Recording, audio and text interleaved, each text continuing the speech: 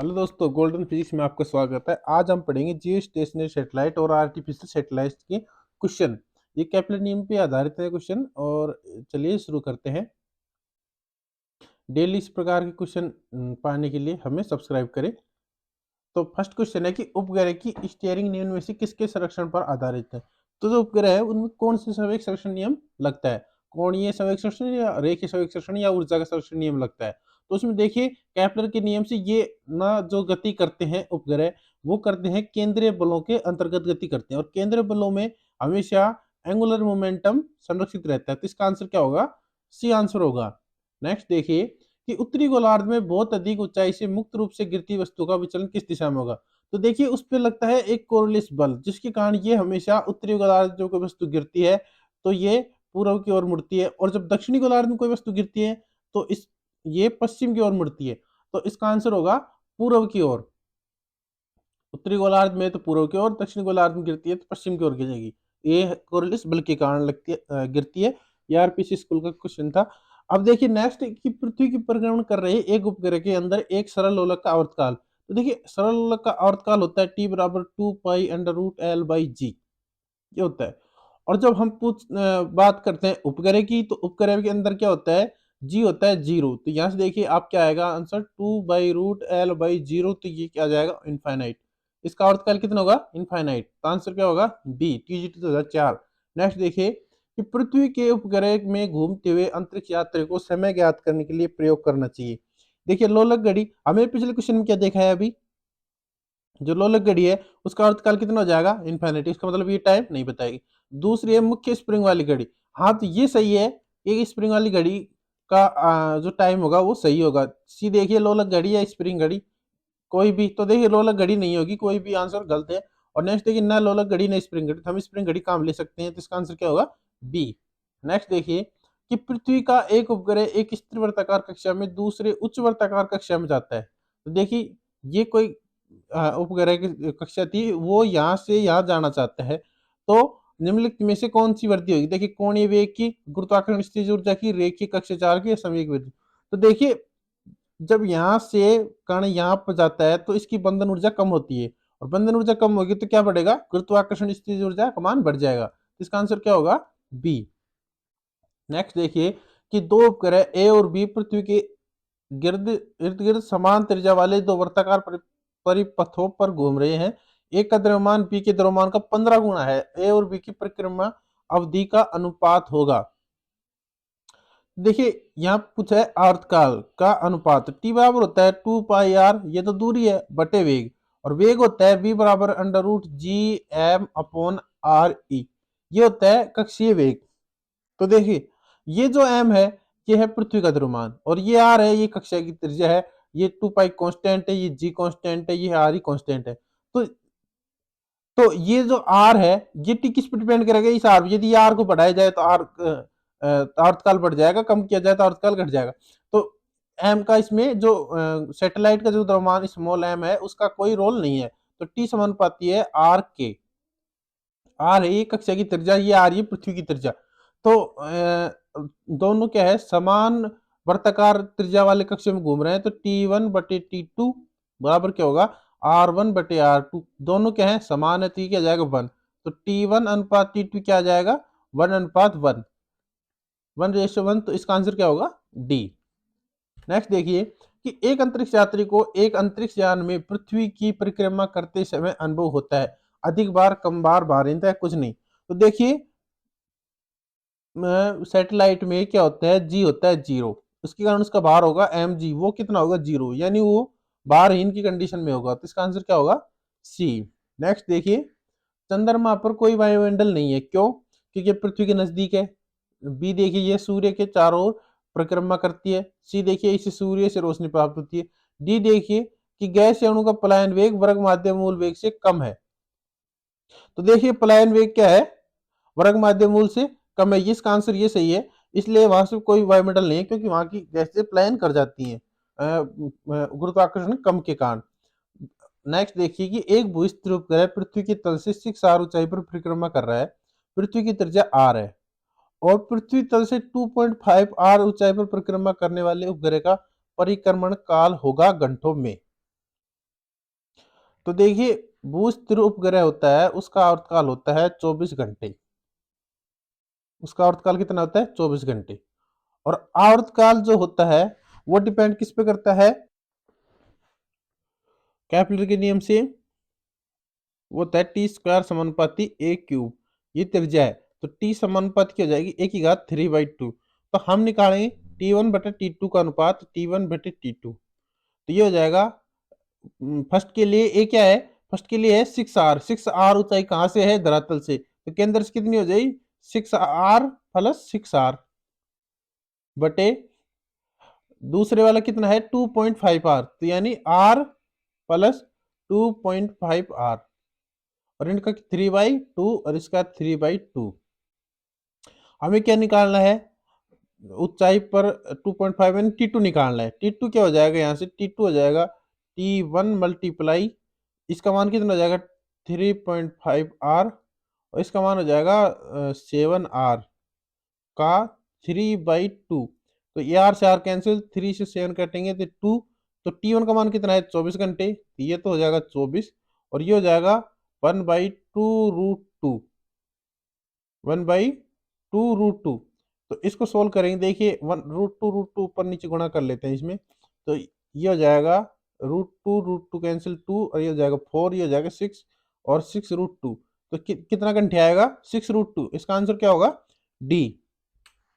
Next देखिए कि भूस्थिर उपग्रह की कक्षा होती है वर्ताकार, दीर्घवृत्ताकार, पृथ्वी की अक्षीय गति के कारण परिवर्तनीय आकार या पृथ्वी का सूर्य के परिधि परिक्रमण के कारण परिवर्तनीय आकार। तो देखिए केपलर का जो फर्स्ट नियम है वो कहता है कि जो उपग्रह की और ग्रह की जो कक्षा होती है वो क्या होती है? दीर्घवृत्ताकार होती है। तो इसका आंसर क्या होगा? B, दीर्घवृत्ताकार, elliptical. नेक्स्ट देखिए यदि पृथ्वी को 6370 किलोमीटर त्रिज्या का एक गोला माना जाए तो पृथ्वी के द्रव्यमान की गणना करनी है। जी दिया गया है और कैपिटल जी दिया गया है। तो देखिए जी क्या होता है पृथ्वी का? जी होता है G, M और R स्क्वायर। हमें क्या निकालना है? Mass of earth. तो M E क्या हो जाएगा? M E हो जाएगा G, R, E का स्क्वायर बाई जी। ये दिया है 9.8, ये दिया है 6370 किलोमीटर। ये किलोमीटर हो गया मीटर में। और जी का मान है 6.67 मल्टीप्लाई 10 की पावर माइनस कितना? ये 31 माइनस 11। जब इसको सोल्व करेंगे तो इसका आंसर आएगा 6 तो इसको हम सोल्व करेंगे तो इसका आंसर आएगा 6.10 की पावर 24 kg। 6 मल्टीप्लाई 10 की पावर 24 kg। तो इसका आंसर क्या होगा? ए होगा। नेक्स्ट देखिए कि कोई कृत्रिम उपग्रह जिसका द्रव्यमान m है और पृथ्वी के चारों ओर चक्कर लगाता है। पृथ्वी की त्रिज्या r ही है। यदि पृथ्वी की तल से उपग्रह की ऊंचाई h है तो इसका कक्षीय वेग होगा। देखिए कक्षीय वेग हम निकाल सकते हैं mv²/r। ये है अभिकेंद्रीय बल। इसको कौन प्रोवाइड करवाता है? G, M, M/r²। ये क्या है? गुरुत्वाकर्षण बल। एक r से एक r कैंसिल, स्मॉल m से स्मॉल m कैंसिल। और ये क्या है? त्रिज्या किसकी? जो गति कर रहा है। तो ये r नहीं आएगा, ये r प्लस एच आएगा क्योंकि यहाँ पे क्या है? एच ऊंचाई पे कर रहा है तो ये भी r प्लस एच होगा, इसका स्क्वायर होगा। तो यहाँ से देखिए v क्या आ जाएगा? यहाँ से v आएगा √G, M/r/e प्लस एच। तो देखिए g क्या होता है? g होता है G, M/r/e। तो यहाँ से G, M/r/e होता है R/e²। तो G, M क्या हो जाएगा? यहाँ से ये हो जाएगा G, R/e²। जब इसको हम इसमें रखेंगे देखिए क्या प्राप्त होगा हमें? ये होगा V बराबर G, R/e का स्क्वायर बटे R/e प्लस एच। तो R/e तो बाहर आ जाएगा, R/e तो बाहर आ जाएगा, अंदर बचेगा G/R/e प्लस एच। इसका आंसर क्या होगा? R/e बार G plus R/e plus H, B. इसका आंसर क्या होगा? बी। नेक्स्ट देखिए कि पृथ्वी की सतह पर किसी बिंदु पर गुरुत्व विभव है। तो देखिए गुरुत्व विभव होता है, गुरुत्व विभव होता है वो क्या होता है? वो होता है -G, M/r। ये होता है गुरुत्व विभव। और अभी गुरुत्व त्वरण क्या होता है? ये होता है G M upon R E square. तो यहाँ से जी एम की वैल्यू क्या आ जाएगी? जी आर ई का स्क्वायर। इसमें रखेंगे तो क्या आ जाएगा? माइनस जी आर ई का स्क्वायर बटा आर ई से एक आर ई कैंसिल, किया जाएगा माइनस जी आर ई। माइनस कहीं नहीं दिया इसलिए माइनस छोड़ देंगे। जी आर ई क्या होगा? जी आर ई क्या है? पृथ्वी की त्रिज्या। तो इसका आंसर होगा ए, जी आर। नेक्स्ट देखिए कि पृथ्वी की सतह से कुछ ही ऊपर वृत्ताकार कक्षा में घूमने वाले कृत्रिम उपग्रह का कक्षीय वेग v है। वह उपग्रह जो पृथ्वी की तल से पृथ्वी की त्रिज्या से आधी दूरी पर है, ऊपर वृत्तीय कक्षा में घूमेगा, उसका कक्षीय वेग होगा। तो हमें कक्षीय वेग निकालना है। तो कक्षीय वेग होता है v बराबर under root G M upon R. ये क्या है? उस कक्षा की त्रिज्या। तो देखिए v1/v2 हम निकाले तो ये आएगा under root G M upon R one और G M upon R two. तो यहाँ से देखिए क्या होगा? v1/v2 under root r2/r1। अब देखिए क्या क्या मान दिए हैं। कुछ ही ऊपर, कुछ ही ऊपर का मतलब है आर ही आर, और कृत्रिम उपग्रह भी है, और वह उपग्रह जो पृथ्वी की तल से पृथ्वी की त्रिज्या से आधी दूरी पर है। आधी दूरी पर है मतलब देखिए एक तो है आर पे, एक है पृथ्वी की तल से। पृथ्वी की तल तो ये आर हो जाएगा, और उससे भी आधी दूरी पर ये, ठीक है, जाएगा 3/2 आर, और एक है आर। तो v1/v2 क्या आ जाएगा? v1 लिखेंगे, v1/v2 क्या हो जाएगा? अंडर रूट r2 का मान क्या होगा? r2 का मान होगा 3/2 r, और r1 का मान क्या है? r। कुछ ऊपर है तो r, ये r से r कैंसिल। अब देखिए v1 का मान कितना दिया गया है? कक्षीय वेग v है, तो ये v है, ये v2 है जो हमें निकालना है, और ये हो गया 3/2। तो v2 का मान क्या आ जाएगा? √2/3v। इसका आंसर क्या होगा? b, सॉरी ए। इसका आंसर होगा √2/3v। तो इसका आंसर होगा ए। नेक्स्ट देखिए कि पृथ्वी के एक उपग्रह में एक अंतरिक्ष यात्री एक तुला पर खड़ा है, तो तुला द्वारा दर्शाया गया भार होगा। तो देखिए जो तुला होती है वो भार दर्शाती है, वो दर्शाती है mg को, कि उस पे कितना भार बल लग रहा है। वहां पर जी जीरो है, तो उसका भार कितना होगा? जीरो। तो इसका आंसर क्या होगा? D, zero.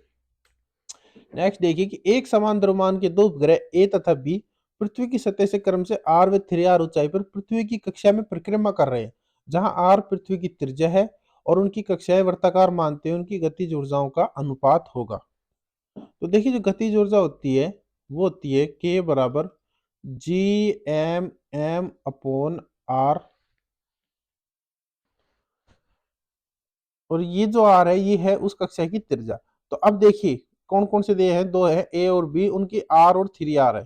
तो के ए अपॉन के बी निकाले हम, ये हो जाएगा। देखिए जी एम और एम द्रव्यमान समान है, ये पृथ्वी का द्रव्यमान समान है, जी समान है, तो इनके मान क्या जाएगा? R B upon R A, ये आएंगे। आर बी देखिए क्या होगा? आर बी यहाँ पे क्या होगा? पृथ्वी की त्रिज्या से 3r ऊंचाई पे है, और ये क्या है? आर ए, पृथ्वी की धरातल से आर ऊंचाई पे, ये क्या हो जाएगा? 4r/2r। तो आर से आर कैंसिल, ये क्या हो जाएगा? 2/1। तो इसका आंसर क्या होगा? 2। उनकी गतिज ऊर्जा का अनुपात कितना है? 2। आंसर क्या है? डी।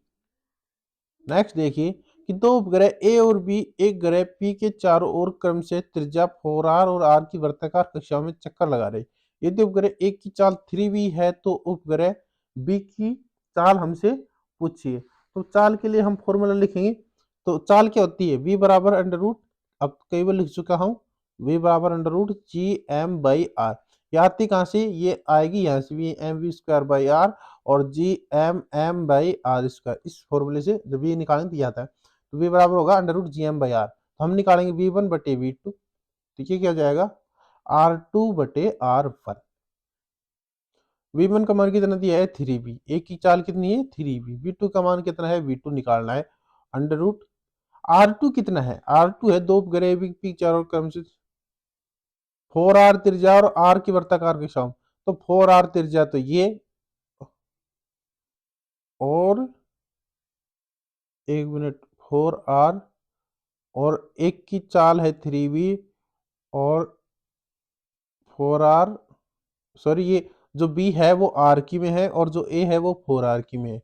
इस प्रकार दिया है, देखिए 4r है किसकी, a की, ये देखिए ये 4r है a की और b की है r, तो r अपॉन 4r हो जाएगा। तो r से r कैंसिल और रूट 1/4 हो जाएगा 1/2। तो यहाँ से b2 का मान कितना आ जाएगा, यहाँ से आ जाएगा 2 का मल्टीप्लाई होगा तो 6v, कितना आएगा 6v। इसका आंसर होगा बी। ये पीजीटी 2004 का क्वेश्चन है 6v। नेक्स्ट देखिए कि एक उपग्रह पृथ्वी के चारों ओर वृत्ताकार कक्षा में घूम रहा है। इसकी गतिज ऊर्जा ई के है। उपग्रह को पृथ्वी की कक्षा से बाहर निकालने के लिए आवश्यक अतिरिक्त ऊर्जा की कितनी कितनी ऊर्जा की आवश्यकता होगी। तो देखिए उपग्रह की जो बंधन ऊर्जा होती है वो होती है ई, एक मिनट, उपग्रह की जो बंधन ऊर्जा होती है वो होती है ई बराबर minus ji M by 2r। ये तो इसकी बंधन ऊर्जा है। और जो इसकी पलायन करने के लिए जो आवश्यक ऊर्जा होगी तो वो क्या होगी, स्पंदन ऊर्जा को मुक्त होगी। तो पलायन की ऊर्जा कितनी होगी, पलायन की ऊर्जा वो होगी 1/2 GMM/r। ये कितनी होगी प्लस, यदि ये माइनस है तो कितनी हो जाएगी, इसको इतनी ऊर्जा दे दी जाए तो बंधन ऊर्जा से मुक्त हो जाएगा और पलायन कर जाएगा। और इसकी गतिज ऊर्जा कितनी है, इसकी गतिज ऊर्जा होती है 1/2 GMM/r। तो इसकी गतिज ऊर्जा प्लस होगी। तो इसकी गतिज ऊर्जा के बराबर यदि इसको ऊर्जा दे दी जाए तो ये क्या होगा, पलायन कर जाएगा। तो इसका आंसर क्या होगा, ई के, यानी डी डी आंसर होगा। पीजीटी 2004 क्वेश्चन था। नेक्स्ट देखिए पृथ्वी अपनी धुरी पे घूमती है, पश्चिम से पूर्व, पूर्व से पश्चिम, उत्तर से दक्षिण, दक्षिण से उत्तर। तो इसका आंसर क्या है, पश्चिम से पूर्व। पश्चिम से पूर्व पृथ्वी अपनी धुरी पे घूमती है। नेक्स्ट देखिए एक सरल लोलक का आवर्तकाल 2 सेकंड है। यदि इसकी लंबाई 4 गुनी कर दी जाए तो इसका आवर्तकाल होगा। तो देखिए आवर्तकाल होता है t बराबर 2 pi under root L by G. अलग अलग के निकालेंगे तो t1/t2 हो जाएगा, ये तो कैंसिल हो जाएगा 2 पाई, और ये हो जाएगा L1/g, नीचे हो जाएगा L2/g। तो ये L1/L2 हो जाएगा, t1/t2 बराबर हो जाएगा अंडर रूट L1/L2। तो देखिए T1 कितना दिया है 4 सेकंड, T2 हमें निकालना है, और L1 कितना दिया है, लंबाई कितनी कर दी जाती है 4 गुना, ये L और ये हो जाएगी इसकी लंबाई 4L। तो ये क्या हो जाएगा 8 सेकंड। यहाँ से T2 बराबर क्या हो जाएगा, ये 2 होगा, ये 2 के त्रिगुणा होगा तो ये हो जाएगा 8 सेकंड। इसका आंसर क्या होगा 8 सेकंड। तो ये तो क्वेश्चन थे सैटेलाइट के। इसके बाद और क्वेश्चन लेके आऊंगा, इसी प्रकार के टॉपिक वाइज क्वेश्चन लेके आएंगे। तो मिलते हैं कल।